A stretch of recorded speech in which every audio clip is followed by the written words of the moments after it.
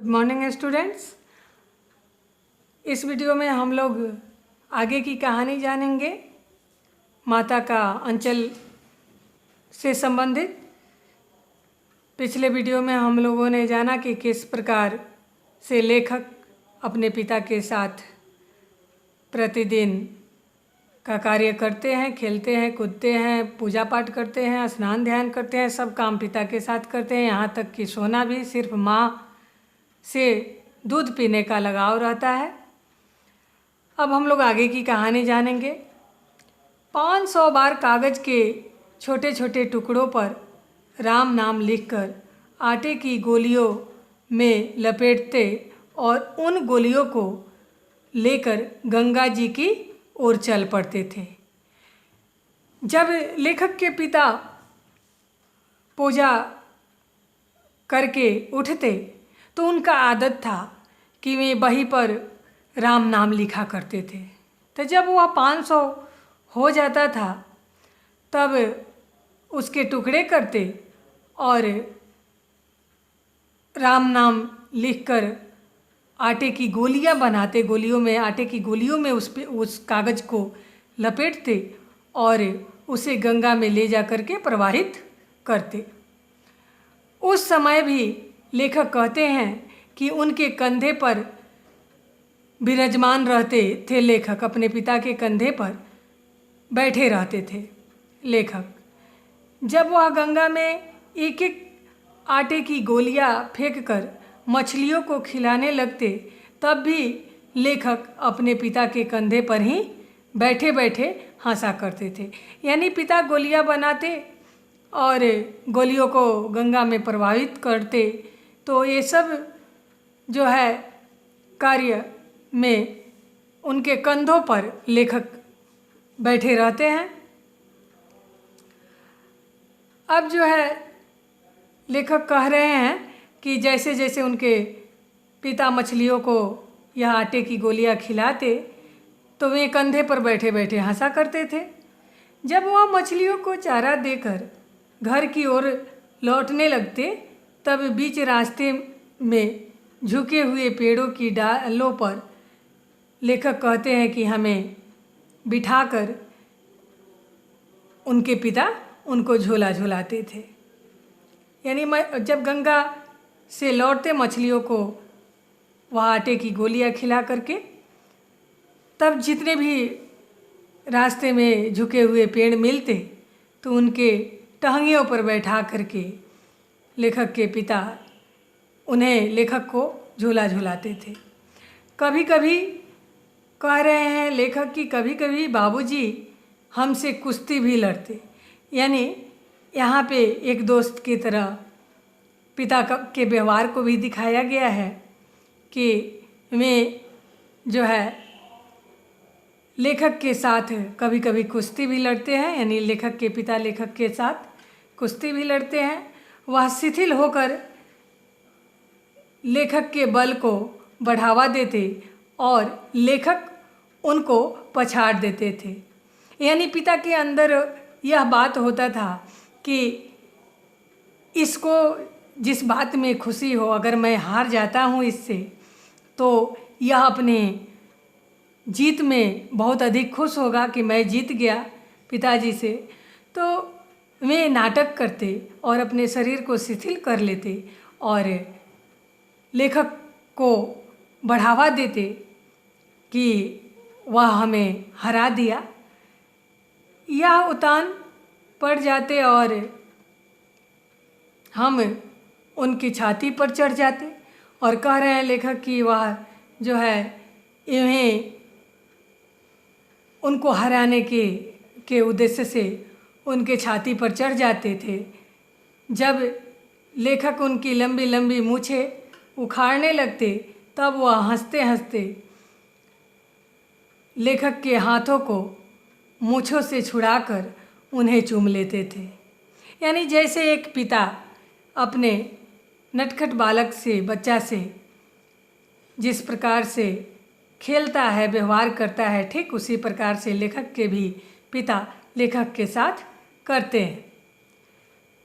फिर लेखक कहते हैं कि जब लेखक से खट्टा और मीठा चुम्मा मांगते थे उनके पिता, तब वे बारी बारी से अपना दायां और बायां गाल उनके मुंह की ओर फेर देते थे।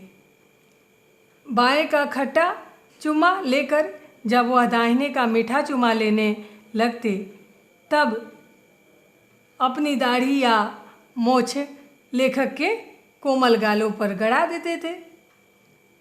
और लेखक कहते हैं कि उस समय जब उनके पिता उनके गालों पर, कोमल गालों पर जब अपने दाढ़ी मूछ गड़ाते थे, तो लेखक झुंझुला करके, झुंझलाहट के साथ उनके मूँछों को नोचने लगते, अपने पिता के मूँछों को नोचने लगते थे।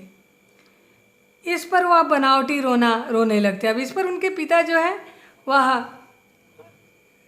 बनावटी यानी नकल करने लगते हैं रोने का।